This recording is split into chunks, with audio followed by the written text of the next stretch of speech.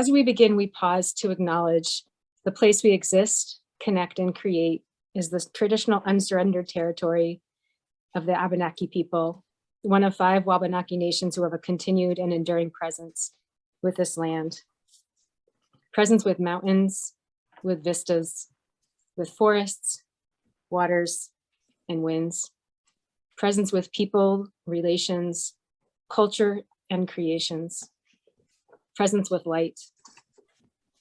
In Abenaki, Waban refers to the white flickering light in the sky, and Aki is the word for land or the earth. So the Wabanaki are the people of the Dawnlands. We acknowledge Wabanaki ancestors past, present, and future. Welcome. With that acknowledgement, I'll introduce myself. My name is Heidi Swevens, and I use she, they pronouns. For access purposes, I'll do a verbal description of myself and surroundings. I have blue eyes and pale skin and short brown hair, and today I'm wearing a turquoise button-down shirt. Behind me is an abstract rectangular painting against a white wall. I'm really excited to be here with my colleague Katie and with all of you talking about something that's near and dear to my heart. So thank you for being here, for showing up and being open to learning and unlearning and questions. And I'm gonna, with that, pass it over to Katie for our next bits of welcome and introductions. Great, thanks Heidi. Welcome everyone. Like Heidi said, my name is Katie Miller and I'm the Executive Director at Inclusive Arts Vermont, and I co-facilitate a lot of our trainings with Heidi. Really quick, I just want to remind folks that if you could mute yourself when you're not speaking so we can eliminate background noise, that would be really helpful. I am going to pull up my slides. There we go. Okay, so first I'm going to do a verbal description of myself, just like Heidi did. I am a pale-skinned woman with blonde and brown and silver hair that today is up in a low bun. I have on a gray cardigan and a black and white tie-dye tank top underneath that, and I'm wearing black headphones. Behind me, you'll see my office/bedroom, which has gray blue walls and chunky white trim and a big white dresser behind me.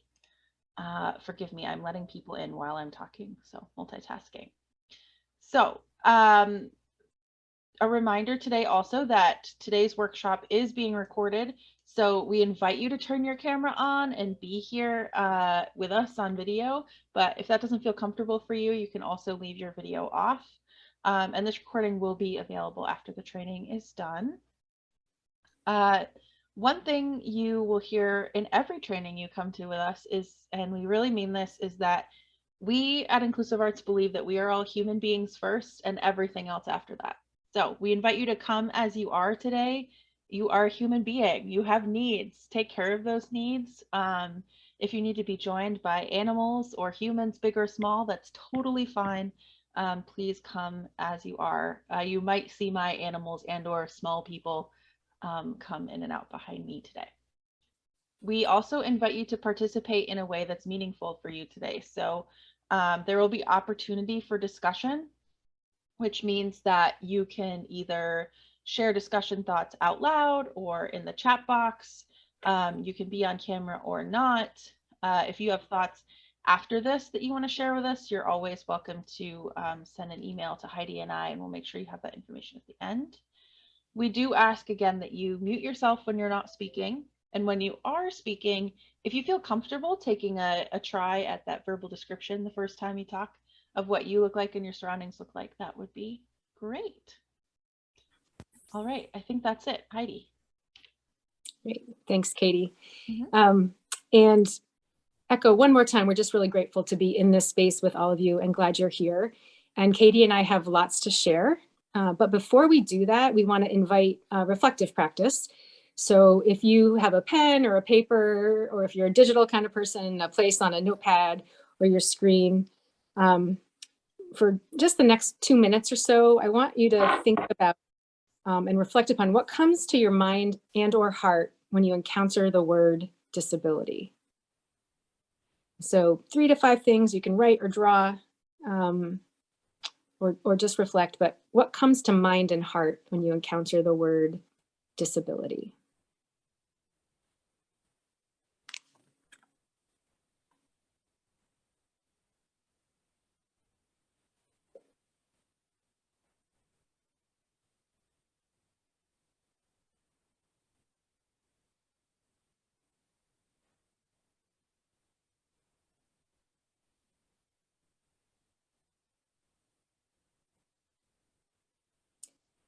As you're doing this, I'll say it's not a test. There's not a right or a wrong. You'll be invited to share, but not obligated to. It's just an inquiry into where you are at this moment.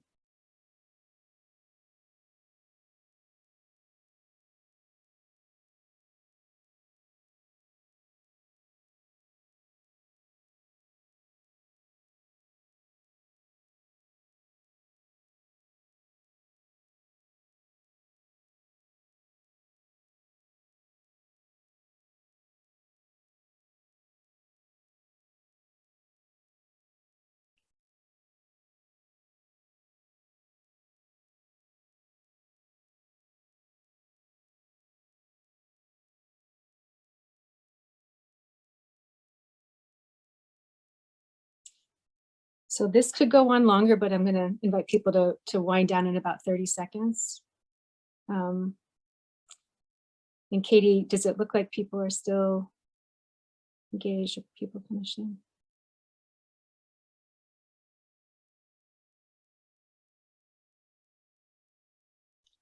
Sorry, it's my controls are not in the normal place because of screen sharing. Anyway, I can't see anyone today. No one's sharing their video. So if folks Okay. just either give me a thumbs up emoji or write done in the chat, that would be great. That way we know. Yeah, we'll have a kind general of idea. Yeah. All right, we've got some dones and some thumbs up. I think. Okay. Awesome. And so I think before we move on to sort of the next part of us sort of defining disability and accommodation and models, what I'd like to say is, anybody want to share, maybe 2 to 3 people share either in the chat box. It feels like this might be a chat box kind of crew. You're certainly welcome to share on camera, but what was your response to what comes to mind and heart when you hear the word disability?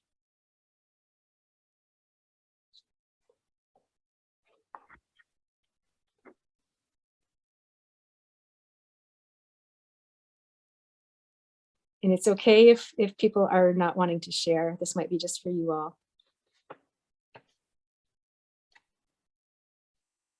Yeah, I'm not seeing any volunteers, Heidi. Okay. Well, hold that with you. We ask people to think about this for themselves because we're going to get into definitions of disability, models of disability, and all sorts of things. And those elements of disability and understanding disability interact with where you are in this moment. And again, there's no right or wrong. Our hope is that this will engage disability understanding in a new way for you, and maybe add some skills along with that understanding as we go through this workshop series and certainly through today. So thanks for taking a moment to be with that question, and we'll move on to the next slide.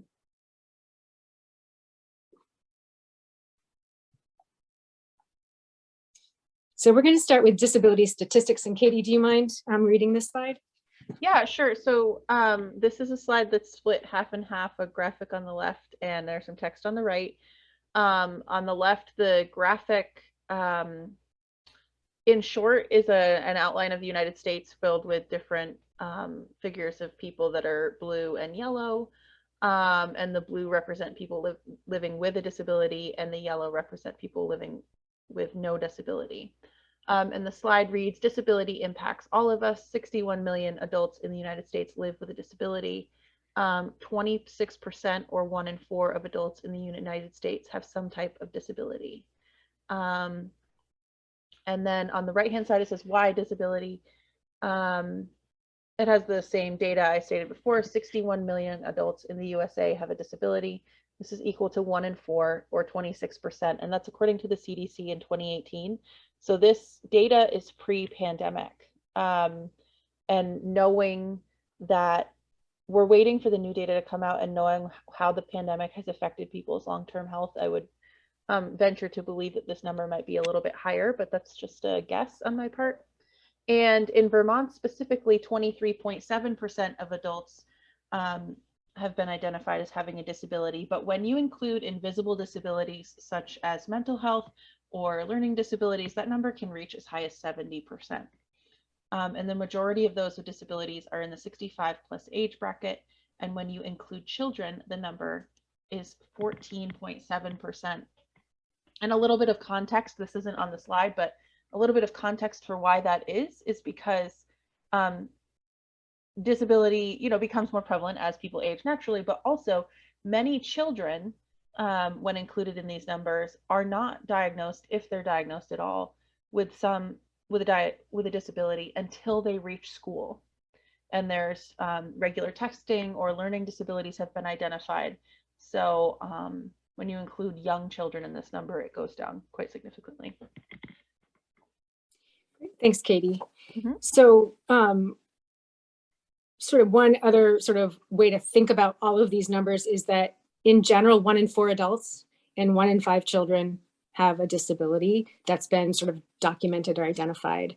So when we talk about disability, and not necessarily what is disability, but why disability is relevant, Rebecca Coakley, who is a disability advocate, used the example of, disability is in 1 in 3 households. So if that's not within your household, it's your neighbor to the left or your neighbor to the right.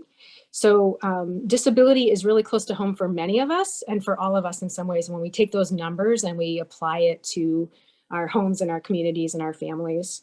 The definition of disability can get a little wonky. It links to functionality. It links to perceived limitations and impairment with activities of daily living. There are legal technicalities and there are all sorts of definitions with that Google can assist you with. For the purpose of this, we invite you to think about how you understand disability, because that will be in the interactions that you have and the accommodations that you provide and the services and the features. And the technicalities are important and they're relevant. But the focus of this really is to understand the conceptual models of disability and then how those interrelate with one another. So our next slide to help talk about kind of constructs of disability as models of disability. And Katie, do you mind describing this slide also? Sure. So this is a white slide with black text that's all in capitals, and it reads models of disability, medical, social, cultural. And on the right-hand side, there's a photograph of 3 people going up a staircase, but the staircase is throughout the staircase all the way up, there's a switchback ramp that sort of zigzags all the way up the staircase. So the ramp is interwoven into the staircase, and all of the flooring and the walls and everything is made out of gray concrete. Thank you. Mm-hmm. So the models of disability we sent ahead of time in a handout for the email, because this is something that I think is really important. It's sort of foundational for lots of the concepts that will follow, and also just for basic understanding. The models will present as sort of distinct, but in actuality and in practice, they're interrelated. So the medical model, and this might be one that people have heard of. If there was videos on, I'd ask for hands about who's heard of the medical model.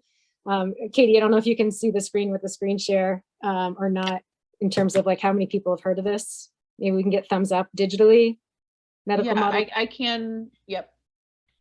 So if people want to give us either a thumbs up reaction or say yes if you've heard of the medical model of disability in the chat.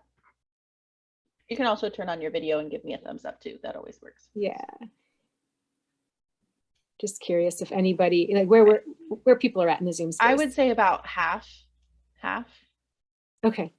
This is, I think would say one of the dominant models, because, medicine is so influential in our culture. So I'm going to read this with large print. I have low vision, so bear with me. Again, this was in a handout for those of you who want to reference it later. But the medical model of disability defines disability or views disability as a defect within the individual. Disability is an aberration compared to, in air quotes, normal traits and characteristics.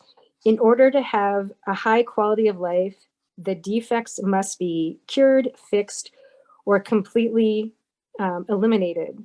Healthcare and social service professionals within this model have the sole power to correct or modify the condition.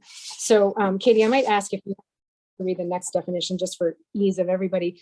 But within this medical model, the shorthand version is the problem, and I'm putting problems in air quotes because I see it very differently. But the problem is in the individual, and therefore the fix or the situation, what must be changed is inside the individual. And Katie, do you have the handout up, or am I putting you on the spot to read the social model? I don't have it, but I could find it really quickly.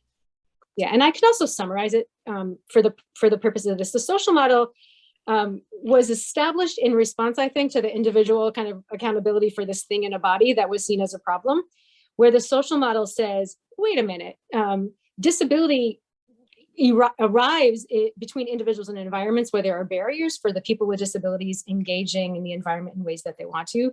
So the barriers are seen as existing within the environment and in attitudes as, you know, in a response to and a dynamic interaction with the individual body mind. So that social model of disability kind of says, wait a minute, and I'm putting this in air quotes, the problem is in the environment. So if we address the environment, if we add a ramp, in this beautiful graphic image, the ramp is woven in with the stairs, that this is a way to eliminate some of the barriers in the environment by making changes. That can also happen in digital environments and other ways. So social model kind of redirects where the barrier, the challenge, the problem is, and therefore where the interventions or solutions might be. And then the cultural model, just a third perspective, and culture and ethnicity are broad topics. We bring this up only to say that within the sort of individual and the environment, there are all other sorts of cultural influences that are meaning making, Western models, East religious models, social models, and those narratives, for example, the sort of narrative or understanding within a cultural context of disability being a punishment for a sin, have an influence on how individuals understand the meaning of disability in their own lives, or can have a potential understanding of that for some learning and unlearning. So all of this to say, when we talk about what is disability, we're talking about these moving pieces that help influence the meaning of disability, and then therefore can be shifted or changed. And so I think that's it for now. Katie, I'm going to ask you to move to the next slide. All right, so this slide is, again, it has a white background on the top with black text that's all capitals that reads the Americans with Disabilities Act. And the bottom is an illustration, and there are 13 people, I believe, with my quick count, across the bottom. And they're all using, not all, many of them are using different mobility aids, such as wheelchairs or prosthetic limbs. I see a cane, a sling, crutches, walker, all sorts of different stuff. Thank you. So the Americans with Disabilities Act, and I'm going to ask another sort of digital response question. How many people here have heard of the Americans with Disabilities Act? And if you could do a yes or a thumbs up, that would be helpful. Let's see. I see, I'd say a good 2/3 thumbs up and yeses. Actually, okay. More than that, probably, when I add them all together. Okay. Yeah. So the Americans with Disabilities Act is national legislation that makes discrimination against people with disabilities a crime. And so it was established in 1990. When you think about civil rights movements and other sort of historical anti-discrimination laws, 1990 is more recent. It's not the only legal action against the discrimination of people with disabilities. We shared a 10-minute video that describes this very well, but I think it's really important to know that the Americans with Disabilities Act was established in 1990, was revisited in 2008 with some updates, and it basically is to protect the rights of people with disabilities to participate in community spaces, in communications and transportation and employment. And there's a wonderful resource that we often share, and we refer people with legal questions to the New England ADA Center, which is a confidential helpline to explore, areas of the ADA and other disability laws. They're great thinking partners, and they have that legal expertise. But the purpose of the ADA and where we bring it up, why it's really important, other than just sort of awareness of this thing that's out there, is that it does have practical implications for services and programs, but also the purpose of it is to prevent discrimination against people with disabilities. And I think that's something that, however we shake it out, people, kind of believe in and want to have happen. And so it's just, how do we get to that place of more inclusion of people with disabilities with a history of, not understanding disability outside areas of negativity. I think people with disabilities have been discriminated against. So how do we kind of reshape that moving forward? And the last slide, Katie, if you would. Yeah, so this last slide has a white background with black text again, and it says disability can be both visible and invisible. And to the right is, oh wow, when I hover over it, it gives me my verbal description, which is very handy. It is a group of 11 young adults smiling at the camera, standing against a white wall in an art gallery. Some have white canes in hand, and the person furthest to the right is seated in a blue wheelchair. Thank you. The reason we bring up that some disabilities are visible and some are invisible is because when we think about service to patrons, when we think about people, when we think about communications, it's not always apparent that somebody has a disability. And that may not be relevant, except that if that person with a disability needs accommodation, there can be sort of tangles or, do I share, do I not share? How do I get my needs met? How do I get my access needs met? So we like to just point out that until we in our society are inclusive, and it doesn't matter whether a person has a disability or not, we're going to point out that sometimes it's apparent and sometimes it's not. So when people are talking about accommodations, we really just want to slow down and think, am I making an assumption based on what looks to be the case? Like sometimes people who don't have any mobility aids also have, endurance disabilities where walking a great distance might be a challenge. So the presence or absence of a wheelchair does not necessarily directly link to an accommodation need or request, and the other way around. So we bring this up just as a reminder, what are invisible disabilities? Things like Katie mentioned before, some mental health disabilities, learning disabilities, endurance, pain, chronic conditions. And I want to be clear, and we'll get to this in some of our other workshops, we'll probably say it many, many times, but Inclusive Arts Vermont, we don't perceive disability as negative. We don't want to name the experience for other people. People with disabilities have all sorts of lived experience, and some of them are challenging for sure because of barriers in the world and because of things. But disability in and of itself is not a negative thing. There's joy, there's resilience, and there's other things. So when we think about invisible disabilities and just making that distinction, we also want to say, like, this is not about negative or positive. This is about just understanding how to meet a human where they are and know what responsibilities might be to provide access or other options so that all people can participate in programs and services, all people that want to. And I think that's it for me. Okay. So I am going to talk a little bit about ableism and what ableism is. Can I get another sort of assessment, either a thumbs up or a yes or no in the chat? If you've heard of ableism, let me know.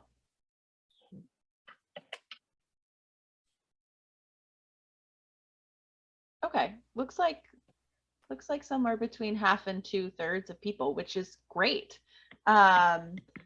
So this slide that I'm showing right now, on the left-hand side, there is an orange background graphic, and what this actually is the book cover to a book by Rebecca Tossig, and it's an image of her sitting on her wheelchair wearing a bright yellow top and black bottoms. White outlines are drawn onto the wheels of the chair and her shirt, and against an orange background are white and black letters that read, "Sitting pretty, the view from my ordinary, resilient, disabled body, Rebecca Tossig." Karen says, love this book. This book, as someone who works in the disability field, or just like even as a human being, this is one of my favorite books. And with the work I do, this personally is the book I often recommend to people to read if they want to learn about ableism. A quick side note that her chapter on kindness sort of blew my world open in a really beautiful way. So Rebecca, first I'll talk about how Webster's dictionary defines ableism. Webster's dictionary says that ableism is discrimination in favor of able-bodied people, plainly put. Rebecca Tossig, in her book, defines ableism as the process of favoring non-disabled bodies while discriminating those that move, see, hear, process, or look differently. The application of this can morph into 10,000 shifting shapes, and for the world we live in today, it's usually more subtle than overt cruelty. Some examples to get us started. The assumption that all of those who are deaf would prefer to be hearing. The belief that walking down the aisle at your wedding is obviously preferable to moving down that aisle in a wheelchair.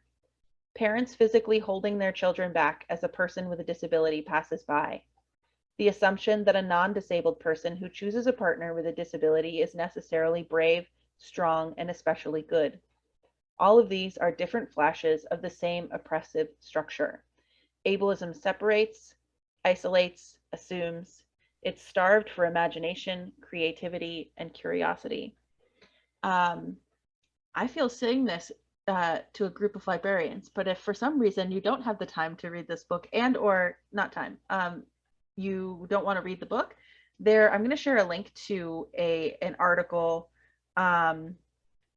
with Rebecca that's much briefer, that talks about sort of the main, it explores the main themes in her book, where she talks largely about ableism, but her own experience growing up as a disabled person in this world.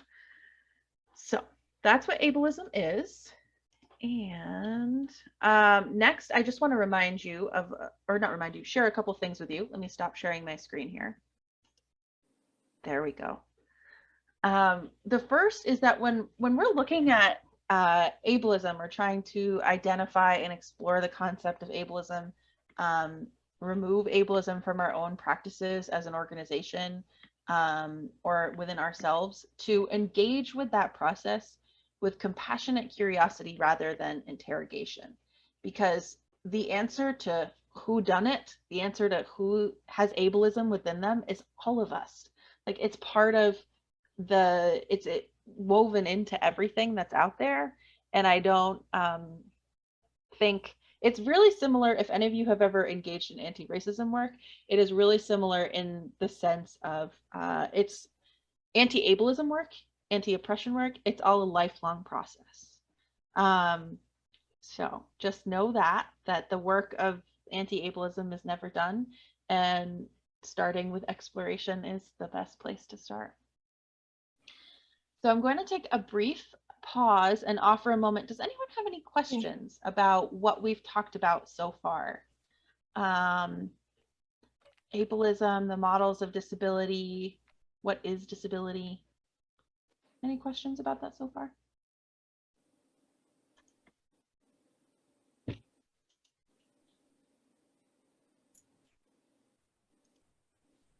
Go ahead, Sue.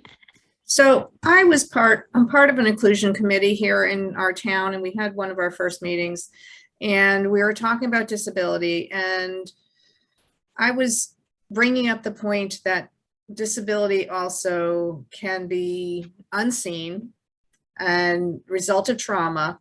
And one of my committee members said, well, we have to go by the medical definition. So how do I respond to that?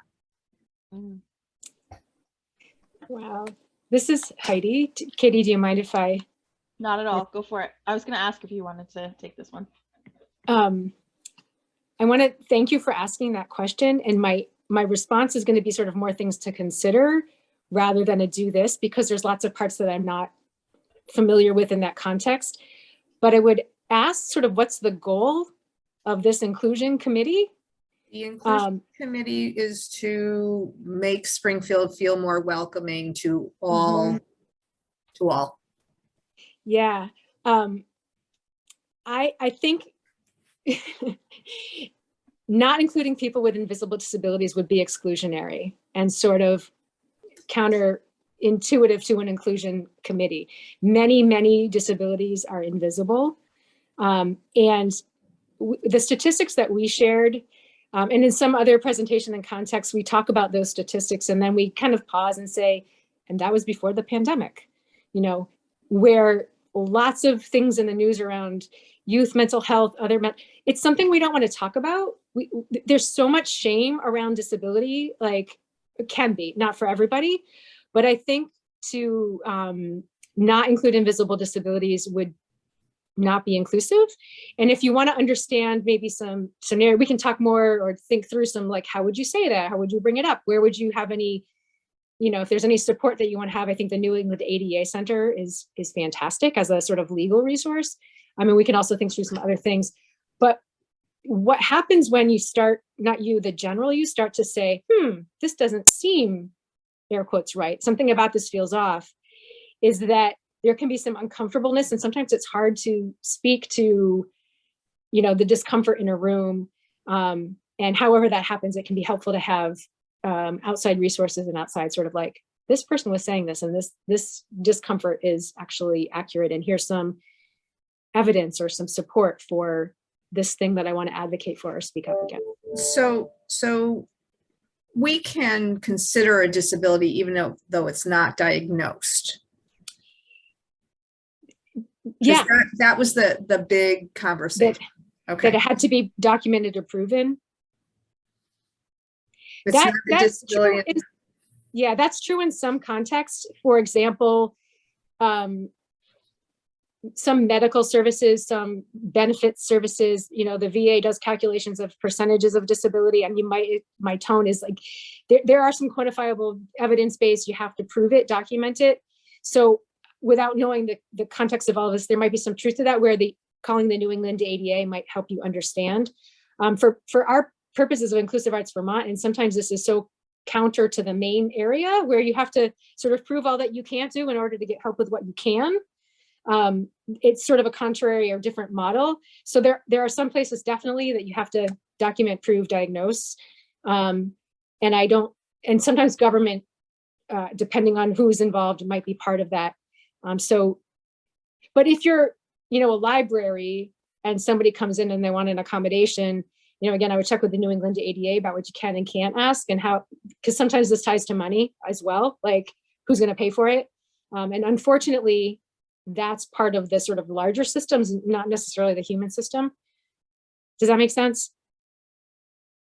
Yeah. I think it's fair and accurate, and Katie, I'm going to pause and then ask for any of your thoughts. I think it's fair and accurate to say that not all disabilities are visible. Invisible disabilities exist. And how do we want to talk about this disability community that we're trying to include, and what are the barriers? Are we creating more, or are we taking them away when we think about inclusion, in terms of how do people have to, you know, prove or identify, or what's that category? Yeah, and I don't want to hijack the conversation, but so I don't feel hijacked. I'm wondering, whoever's listening, there might be like not the exact story, but there might be a parallel. So thank you for that question. And Katie, do you have anything to add? I do. Yeah, Karen, I see your hand up, and I'm going to just say something really quick and then you can go. I think a couple of things. One way I like to frame it for people when we start to have this conversation about how do you define disability and who gets accommodations and who doesn't, is that Inclusive Arts Vermont, we don't ask people what their diagnosis is. We ask them, what do you need to have a positive experience today? For some people, they're like, oh, just as it is fine. For some people, they say, I need this and this and this. And the reason for that is because, I'll use my own family circumstance as an example. My daughter is legally blind and she's autistic. And so if we were to go somewhere and they were to assume because she's legally blind, she needs Braille, she doesn't read Braille. So it would not be helpful for her. But things like large print are really helpful for her. Things like a quiet space are really helpful for her. Things like sensory backpacks are really helpful, you know, so but what she needs and other people need who have the same exact disability could be entirely different. And so coming at it from a place of letting people define and tell you what they need instead of trying to tell them what they need, it can be really, it flips the conversation in a way that puts the power in the hands of the person with a disability, I think.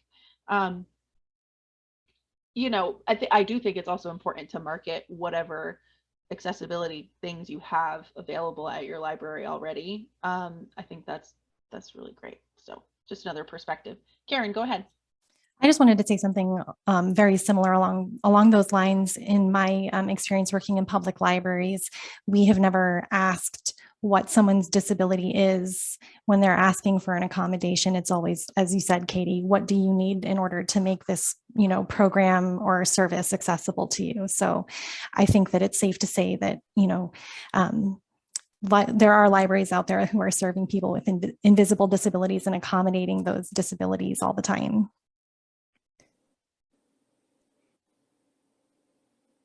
I'm seeing a question in the chat. What would be the disadvantage to using a broader definition? Also, universal design has proven itself as, well, universal. That's, I think, one of the beautiful things, or not one of the, I think the beautiful thing about universal design is you find often when you design something even for a specific population, it's meant for, or winds up being useful for more than one group of people. Again, I'll use myself as an example, not to center myself in the conversation, but just because I know my own experience, right? So that we have auto captions on today. Those don't necessarily meet the accessibility standard. If someone were to request captioning, we would need to book a live captioner. But for me and the learning disabilities I have, the captions help me focus and hear what people are saying in a different way.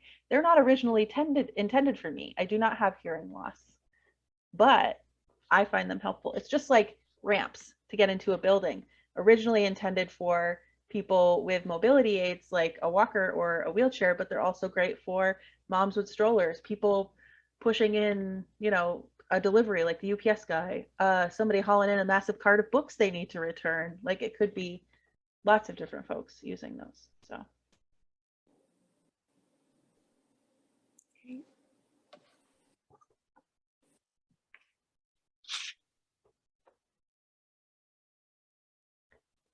Okay. I think you're set to go, Heidi. Great. And thanks for the questions and the perspectives. I think that the real life experience and questions from librarians in the communities that you're in are really, really helpful for Katie and I to kind of frame and focus and respond to, where you're all coming from. So the next sort of topic area we have is etiquette. And that's a word we sort of use and we're like, what does etiquette really mean? But etiquette and whatever the sort of best practices in connecting with people with disabilities comes from understanding. And sometimes that understanding comes from learning new things, and sometimes it comes from unlearning things that may not have been in your awareness before. So I want to start with that sort of area of, like this etiquette comes from understanding, and understanding, as Katie mentioned, with regard to ableism is lifelong. My guess is that librarians are lifelong learners in many ways, lifelong readers and engagers. So that might not be true. I'm not trying to assume, but just know that the etiquette is unfolding and ever responding and individualized. So we're going to talk about some things in broad concepts, and then there'll be individualized experience and not a cookie cutter approach by any means, because people are not cookies. Both are great, but they're just very different categories. And the first thing that we sort of have as a bullet point is to, think about removing barriers. Those models of disability, like within the human body mind and then within the environment, part of what librarians and librarian staff and volunteers can do is to think about what might be barriers and then to act to remove them if they are preventing people from engaging in ways that they want. It sounds like people are already doing that, and Karen sort of mentioned the ways that accommodations are provided without the proof. So there might be some examples of that. And if you have any examples and you want to throw them into the chat box or put them into the chat box, raise that loud. What are some of the barriers and what are the ways to remove them? And we're talking here, that sort of next point is it's beyond the physical. So accessibility and inclusion is more than getting in the door or in the Zoom space, if you will. The person mentioned universal design for learning, which is based on universal design, which was an architecture. After the ADA, there were buildings and places that people couldn't get in. And so they talked about designing ways, using universal design with architecture. And one of those tenets, and Katie mentioned this, what was designed for one group of people actually benefited others. So the architects, the sort of stories, they sat back and they were observing and they noticed, wow, people with wheelchairs were using the ramps and this was great. And then mothers with strollers, parents with strollers, and people with groceries, other people were using this ramp. So people in the learning field said, how can we apply this to education? How can we apply this to programs? And that universal design looks at physical, barriers and entry points, but it also looks at other ways of getting in. So it's more than the physical, it's more than the digital space. Once people are there, and even before people get there, what do they need to access the information? And that is individualized. You might notice that Katie and I, we sent out a know before you go. So you had a sense of what was going to be happening. Hopefully we're sticking to that in ways that is accurate, with some handouts and resources to read ahead of time. We'll stay on a little bit after if people have questions. Not all brains process at the same pace. So I often say, if you have a shower thought or a walk thought, it comes later. So we'll have 2 sessions of office hours for some questions and interaction in addition to this workshop. And then we'll send a follow-up email so that before, during, and after, there's multiple ways to engage. We're not perfect by any means, but our intent and our hope is to recognize that we want to connect with people. We want people to engage and learn. And so we need to do that in multiple ways in order to make that happen. And if somebody were to say, this is what I need, hey, I've got my hand up now, this is what I need, we would respond to that as best we could in any moment. So some considerations around moving barriers, and we can talk more about these in open office hours. There's also a Vermont Arts Council workshop series that Inclusive Arts Vermont has done that can be available for some of these in more detail. But we think about accommodations and things like American Sign Language interpretation. Katie mentioned the captioning, the auto captioning that is available on many platforms. That doesn't technically do the accuracy standards for ADA, but for some people that is more than fine. It works, it addresses hearing loss, but also, as Katie was saying, different learning styles. Verbal description is an access feature to provide language for the visual elements.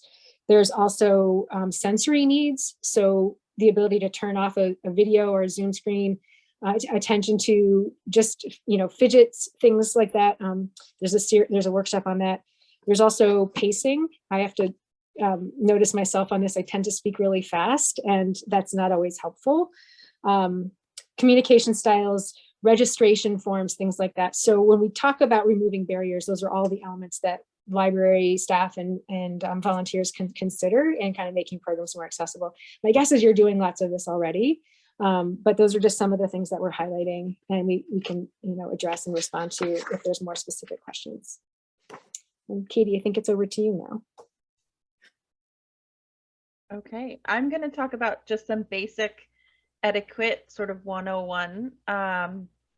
And the thing I will say before I go into any of this detail stuff is that each individual is going to have their own wants and needs. And the biggest #1 piece of advice I can possibly give you when welcoming people with disabilities into your library and your space is to not assume that you know what somebody needs, and to ask them if they need anything, or let them know you're there if they have any questions or need anything, rather than assume. Some examples of how you can do this, or just general etiquette, would be, the first is people who use mobility aids. So we're talking about things like canes, wheelchairs, walkers, things like that. Do not touch or move them without somebody's consent. Think of them like an extension of their body. Especially, I'm thinking about someone I know who's a wheelchair user, and they said they were, I can't remember where they were, a restaurant or something, and someone came up to them, someone they don't know, and just grabbed their wheelchair and moved them out of the way without saying anything.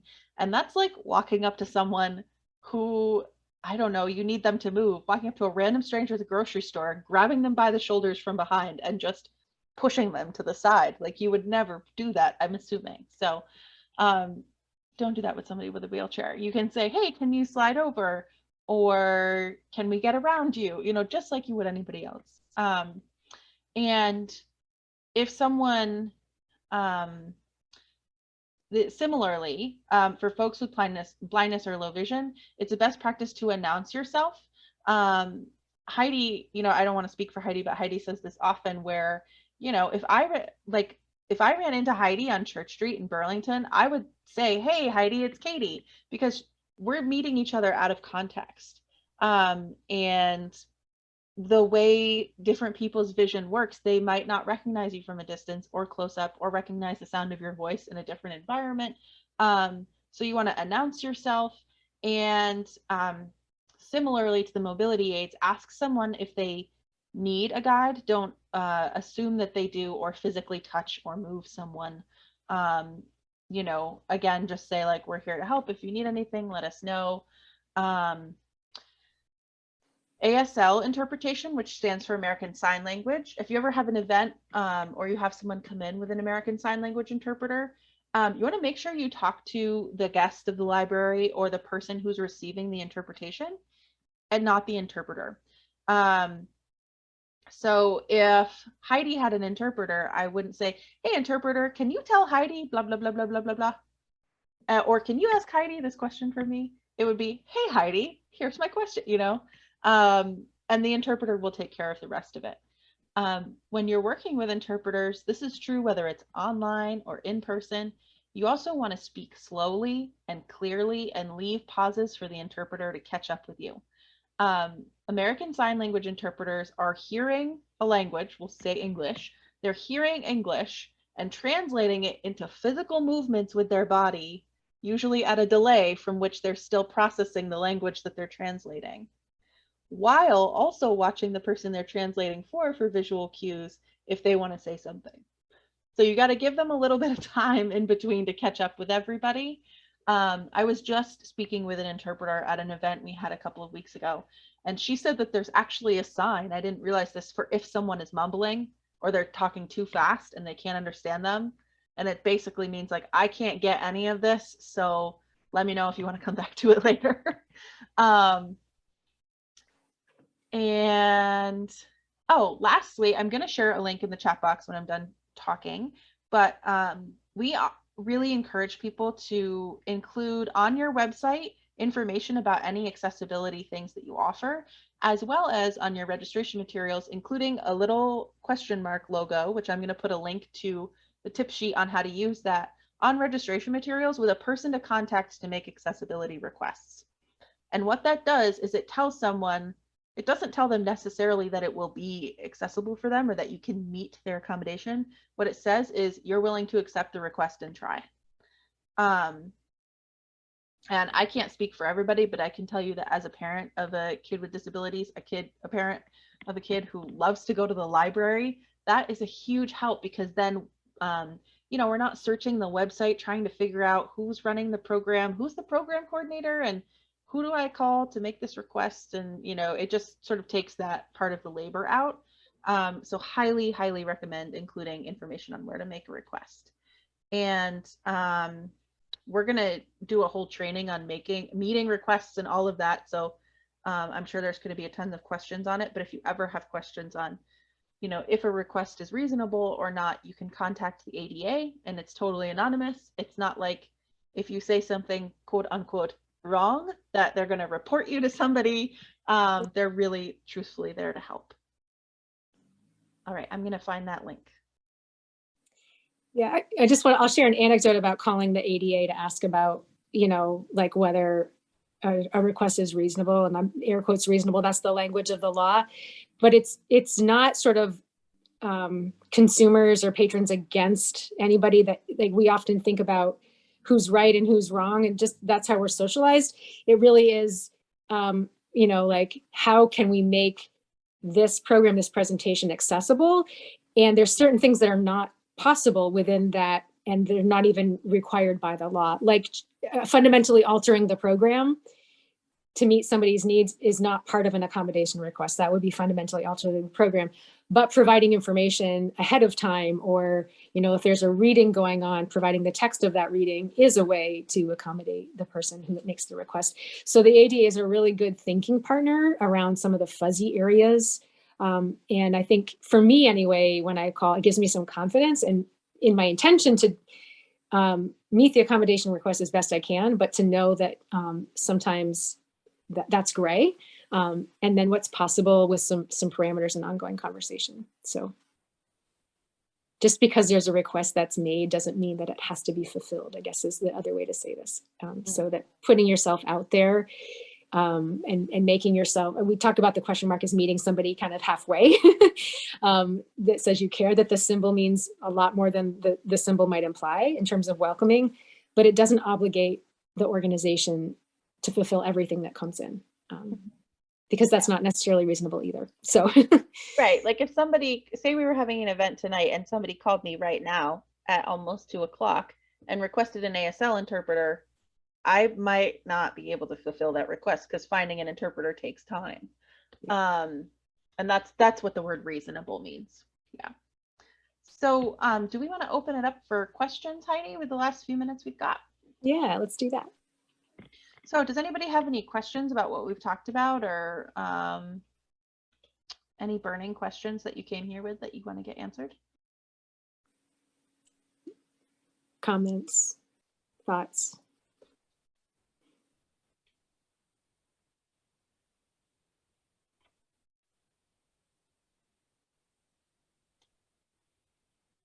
Okay. Well, it's okay if there's not. Heidi and I say this often, but just because this workshop is ending does not mean we disappear. I will put our email addresses into the chat box, and you can email us with questions anytime. We are happy to help and workshop with you if you have, you know, something that comes up. And just a few notes about what's going to come next. So you'll get an email from Heidi, kind of like the one you got earlier today, that will be a follow-up, and it will include all the links that we've talked about today, as well as a link to a survey. It should take you less than 5 minutes to complete, and I really, really encourage you to fill that out, because Heidi and I take the feedback from that survey after every session and directly apply it to next session. So if you have feedback on today on things we can do to improve the experience for you, or things that really worked well for you, I would really love to hear from you. The recording from today's training will be available on the Department of Libraries website, as well as a transcript, I believe, right, Heidi? Yeah. Okay, great. And you can join us next week for another workshop, and or on June 2nd for office hours. And those office hours, just to describe a little bit more about what they are, it's a time for you to come. You can ask any questions about accessibility you want. It doesn't have to be a topic we've covered already. Or if you have a very, like, a specific scenario that's happening that you need somebody to help you walk through, or you've got a flyer you want us to look at, like, it could be anything. Bring it and we'll help you talk through it. So office hours is really whatever the people who are there make of it. And while Katie and I have lots of expertise, if we don't know the answer, we're pretty comfortable saying, we don't know the answer to that. And then we'll go into detective mode and find out who else might be able to, you know, respond to that question in a way. Lots of legal things we send to the New England ADA. But, you know, just so you know, we, at least my inquiring mind is like, that's curious. And then we do some of our own research. So right, they're fun for us too. right. Yeah. Okay. I just wanted to mention that the next workshop is May 26th, which is next Thursday at the same time, 1 to 2 p.m. And that one is going more into the power of language and disability etiquette. So for those of you who are interested and you haven't registered yet, please feel free to do so. And you can visit the library's website, the Department of Libraries website, on how to register. Thanks, Karen. Great. Well, thanks everybody. And I hope you thanks. enjoy the rest of your afternoon. Thanks for being here.